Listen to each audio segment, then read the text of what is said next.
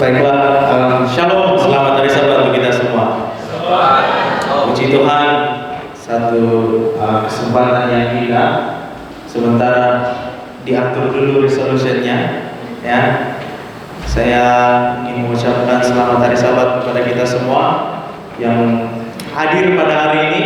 Secara pribadi ini merupakan hari ataupun kali pertama, kalau saya tidak salah ya, kali pertama saya berada di kampung Bugos ini ataupun gereja Bugos ini. Nah, kalau saya tidak salah dulu gereja kami di Parapat juga pernah pergi ke sini, tapi waktu itu saya tiada, ya sudah lama. Dan hari ini kesempatan saya bersama-sama dengan saudara-saudari yang ada di sini, bukan untuk hari ini saja, tetapi untuk beberapa waktu di hadapan, ya.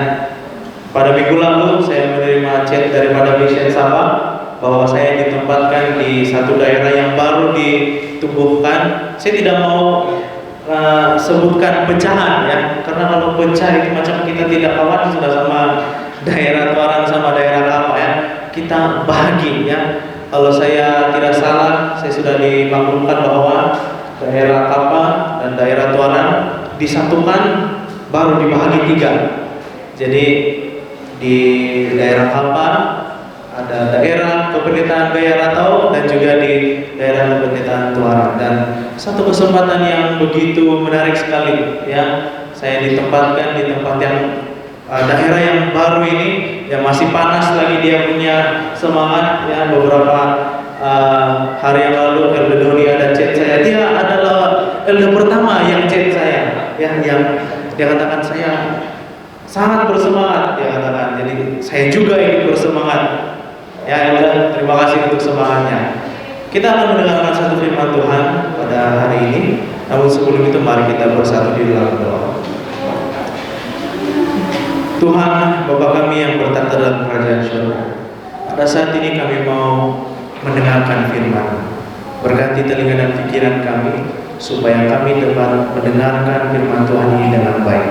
Berkati suasana gereja ini ya Tuhan, supaya dapat kami berbakti di dalam roh dan kebenaran, supaya kami datang untuk berbakti pulang diberkati.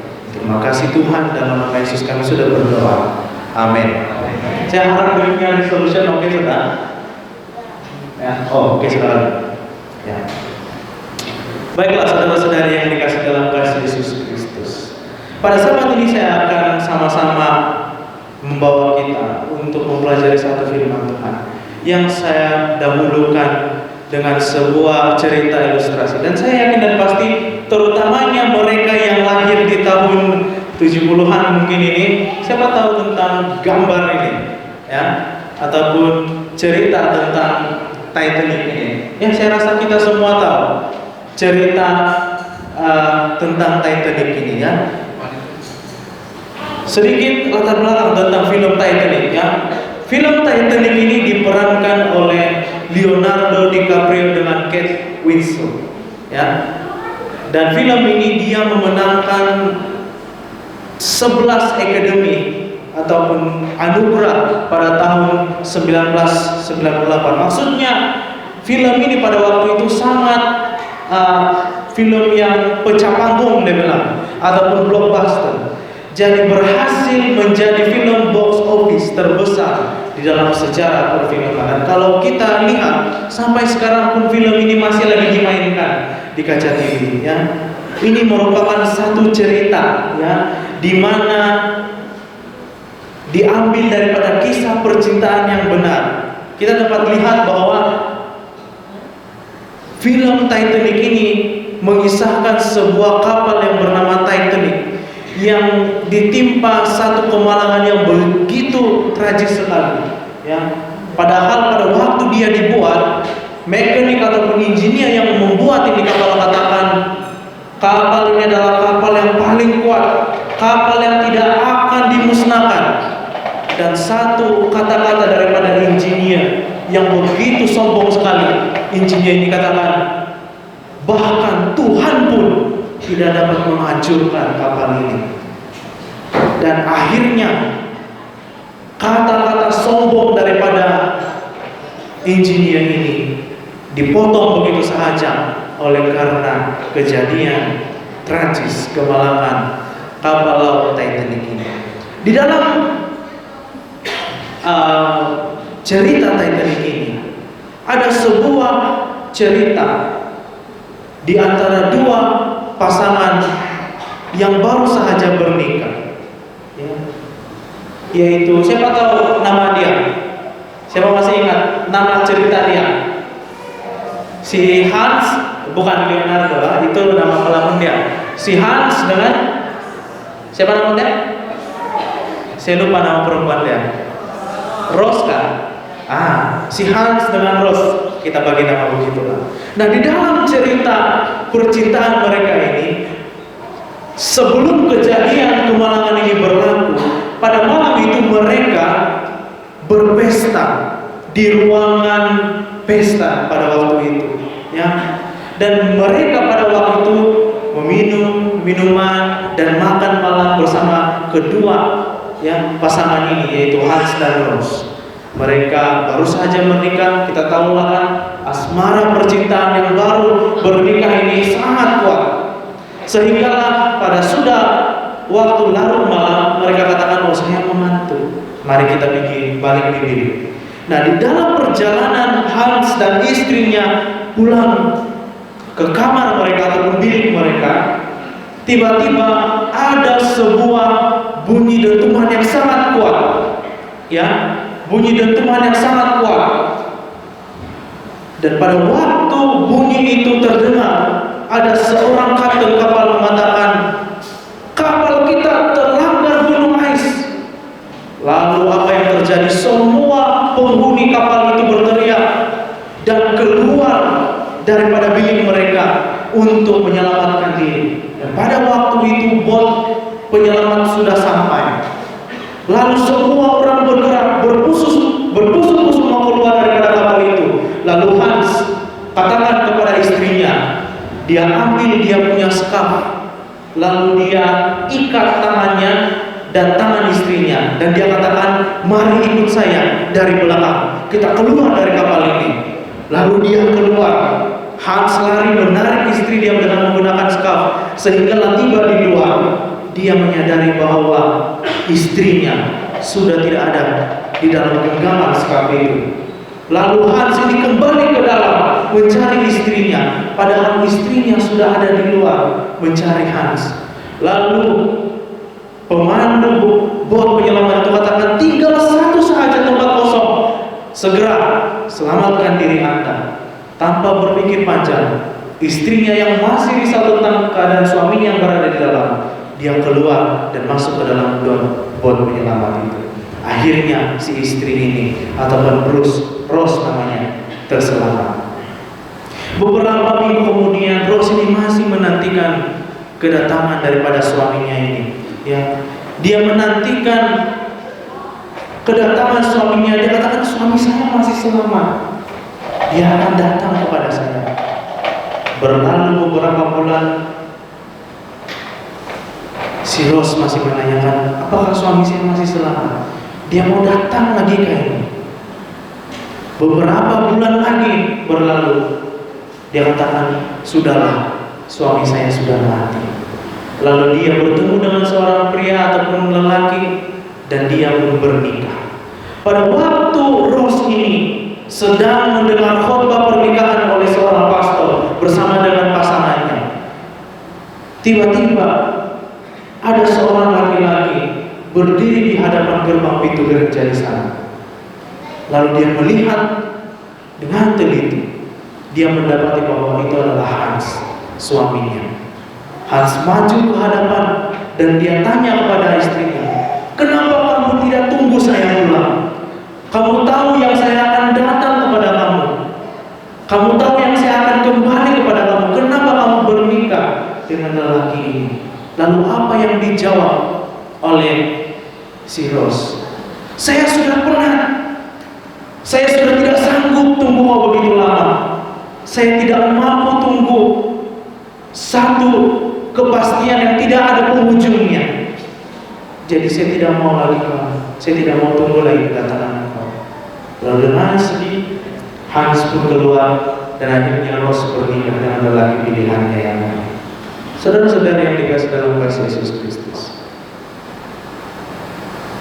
melalui cerita tadi, sadarkah kita bahwa kita ini adalah sama seperti si Ros sebentar tadi?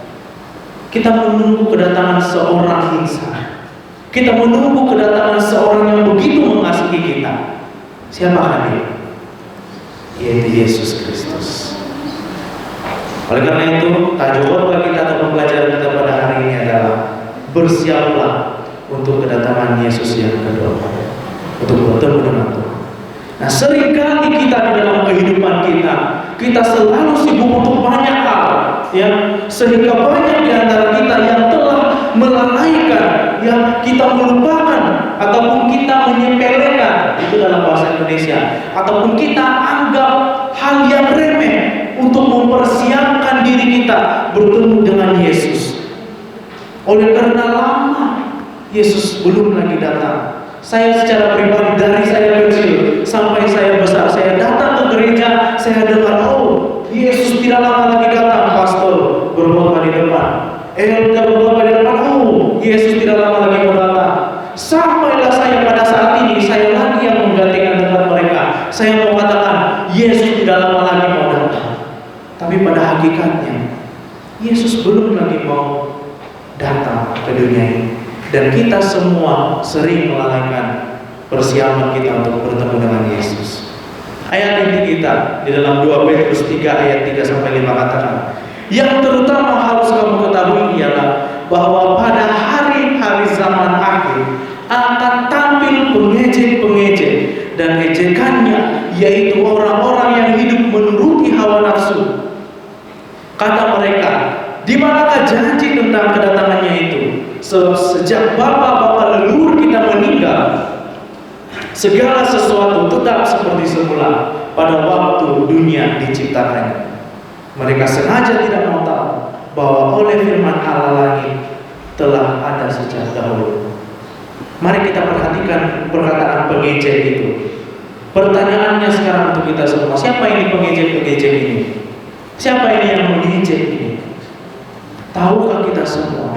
Pengejek-pengejek yang tertulis di dalam ayat 2 Petrus 3 ayat 3-5 ini adalah mereka yang dulunya adalah anggota yang aktif di dalam gereja. Mereka yang selalu datang ke gereja, aktif melakukan pelayanan. Tetapi lama-kelamaan oleh karena bosan menunggu kedatangan Yesus, oleh karena mereka begitu menikmati kenikmatan dunia, mereka mulai meninggalkan janji akan kedatangan Yesus yang kedua kali. Jangan sampai pengejek-pengejek ini adalah saya dan saudara-saudari yang ada pada hari ini. Ya. Itulah sebabnya mengapa Yesus katakan di dalam ayat ini bahwa kedatangan Yesus itu sama seperti halnya pada waktu zaman dulu. Matius 24 ayat 37 katakan, sebab sebagaimana halnya pada zamanmu, demikian pula halnya kelak pada kedatangan Anak Manusia. Kita tahu sejarah atau cerita pada waktu zaman 120 tahun, kurang lebih 120 tahun Nuh berkhotbah, hanya 8 orang yang selamat. Saya mau bagi kesimpulan. Di dalam sejarah dunia ini, KKR yang paling gagal adalah KKR yang dilakukan oleh Nuh. Berapa lama dia punya KKR? 120 tahun. Yang selamat berapa? Hanya 8 orang. Begitulah kita. Pada mulanya orang-orang yang ada di sekitar Nuh itu percaya perkabaran yang mengatakan akhir bah akan datang. Tetapi oleh karena orang-orang di sana katakan mana hujan yang mau turun, mereka malas mau tunggu, akhirnya mereka meninggalkan Nuh. Ya. Bagaimana kehidupan orang-orang pada waktu zaman Nuh? Kejadian 6 ayat 11 katakan, adapun pada waktu itu bumi telah rusak di hadapan Allah dan penuh dengan kekerasan. Ayat 12 katakan, semua manusia menjalankan hidup yang rusak di dalam bumi ini. 100 tahun lebih Nuh berkhotbah pada waktu itu, sambil dia membangunkan bahtera, bayangkan, sambil dia pegang tukul gergaji, dia mengabarkan bahwa bumi ini akan dimusnahkan dengan air bah. Namun hanya 8 orang yang selamat. Dan pada waktu itu lebih banyak orang yang mengolok dia, mengejek dia, dan menganggap Nuh ini adalah gila. Pertanyaannya sekarang ini, apa sebenarnya yang membuat manusia melupakan persiapan untuk bertemu dengan Yesus? Banyak hal di dalam dunia ini yang membuat kita tidak komitmen untuk menanti kedatangan Yesus yang kedua kali. Boleh jadi itu kenikmatan di dalam kehidupan kita di dunia ini, harta kekayaan kita, bahkan kekuasaan kita, mungkin popularity kita, ataupun kekhawatiran kita menyebabkan kita meninggalkan janji akan kedatangan Yesus yang kedua kali. Padahal apa yang ditawarkan dunia ini hanyalah bersifat sementara. Kenikmatan yang ada yang ditawarkan oleh dunia ini pada akhirnya akan dimusnahkan. 2 Petrus 3 ayat 10 katakan, tetapi hari Tuhan akan tiba seperti pencuri. Pada hari itu langit akan lenyap dengan gemuruh yang dahsyat, dan unsur-unsur dunia akan hangus dalam nyala api, dan bumi dan segala yang ada di atasnya akan hilang lenyap. Dunia ini akan ditentukan nasibnya. Allah yang telah menciptakan langit dan bumi dan segala isinya, dan Allah juga yang akan menentukan nasibnya. Ya, kita melihat bagaimana kejadian yang berlaku di dalam kehidupan kita. Salah satu yang paling kita ingat, salah satu daripada banyak adalah tsunami di Jepun, tsunami di Aceh. Saya pernah jumpa kawan-kawan saya yang dari Aceh. Mereka sampai sekarang masih trauma. Asal ada bunyi ombak yang kuat, mereka akan keluar dari rumah mereka. Itulah yang dunia berikan kepada manusia, hanya ketakutan, bukan kebahagiaan. Dunia dan segala isinya ini akan dimusnahkan. Masih ingat seorang insan yang bernama Ayub? Ayub pernah mengatakan, dengan telanjang aku datang ke dunia ini, dengan telanjang juga aku kembali kepadanya. Lalu apa artinya kita memiliki segalanya di dalam dunia ini kalau kita masih melalaikan untuk bersiap menanti kedatangan Yesus yang kedua kali? Seorang tokoh yang dikenali, Alexander the Great, istriku, dia katakan, apabila aku mati, lubangilah peti matiku di sebelah kiri dan kanannya, dan keluarkanlah tanganku dari peti matiku, agar apabila orang datang untuk menyaksikan jasadku, mereka akan melihat dengan tangan kosong aku datang ke dunia ini, dengan tangan kosong juga aku akan kembali. Ingat saudara-saudara, kita datang lahir sebagai bayi, kita tidak membawa apa-apa, dan ketika kita mati sekalipun, kita tidak akan membawa apa-apa. Semuanya yang ada dalam dunia ini akan ditentukan nasibnya. Untuk apa? Untuk dibinasakan. Lalu kalau semua yang ditentukan itu dibinasakan, apalagi yang kita mau cari? Saya tidak katakan yang mencari pendapatan itu tidak penting. Saya tidak katakan mencari duit itu tidak penting. Kalau saya katakan saya tidak perlu duit, itu saya munafik. Kita semua perlu duit. Kita semua perlu pendapatan. Macam mana kita mau makan, tetapi ini adalah soal priority kita. Apakah keperluan kita yang paling atas? Oh tidak. Mungkin banyak orang katakan, oh kenapa kalau saya setia, saya tidak mendapat berkat? Kurang berkat yang saya dapat. Saya mau katakan kepada kita semua yang ada di sini, kalau kita semua di sini yang ada datang di gereja pada hari ini merasa dia kurang mendapat berkat daripada Tuhan, balik di rumah nanti berdoa sama Tuhan, mintalah berkat. Mintalah berapa banyak berkat kepada Tuhan, Tuhan akan kasih. Banyak sekali berkat kamu minta sama Tuhan, tidak ada masalah, karena Tuhan itu sumber berkat kepada kita semua. Minta Tuhan banyak berkat. Tetapi saya mau katakan, Menjadi seorang Kristen yang sejati bukan soal mendapat berkat yang banyak. Menjadi seorang Kristen yang sejati adalah menjadi pengikut Yesus yang setia. Ketika kita menjadi pengikut Yesus yang setia, maka berkat yang berlimpah akan Tuhan berikan kepada kita. Semakin besar kesetiaan kita kepada Tuhan, semakin besar berkat Tuhan kepada kita. Fokus kita sebagai orang Kristen bukan kepada berkat. Ingat ini baik-baik. Fokus kita sebagai orang Kristen adalah berfokus kepada Yesus. Kesetiaan kita kepada Yesus.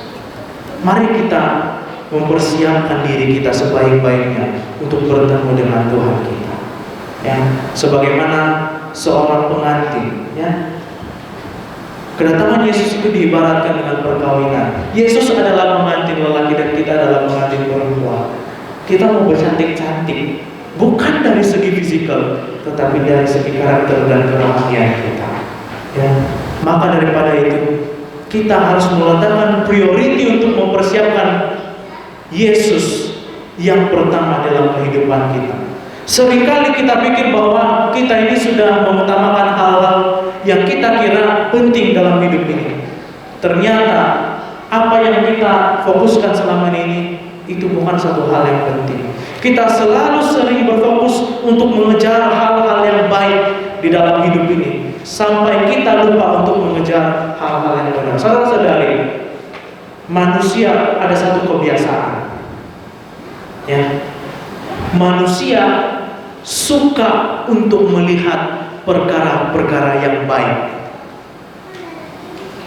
Saya mau ajak kita semua, jangan kita mencari hal-hal yang baik. Wah, bahaya ini. Baru pertama kali di sini, ini pastor tidak suruh cari benda yang baik. Jangan kita cari benda yang baik, tetapi carilah hal-hal yang benar. Baik di mata manusia belum tentu benar di mata Tuhan. Ya, benar di mata Tuhan belum tentu baik di mata kita semua. Jangan kita cari yang baik, carilah yang benar. Karena yang baik itu belum tentu benar. Ya. Nah, saudara-saudara, ketika kita hidup dalam kehidupan kita, ada banyak hal yang tidak penting yang harus kita tinggalkan dan lupakan dalam hidup ini. Karena keselamatan kita ini jauh lebih penting dari apapun yang ada di dalam dunia ini. Soal keselamatan, sekolah sahabat kita katakan tiada kompromi. Ya.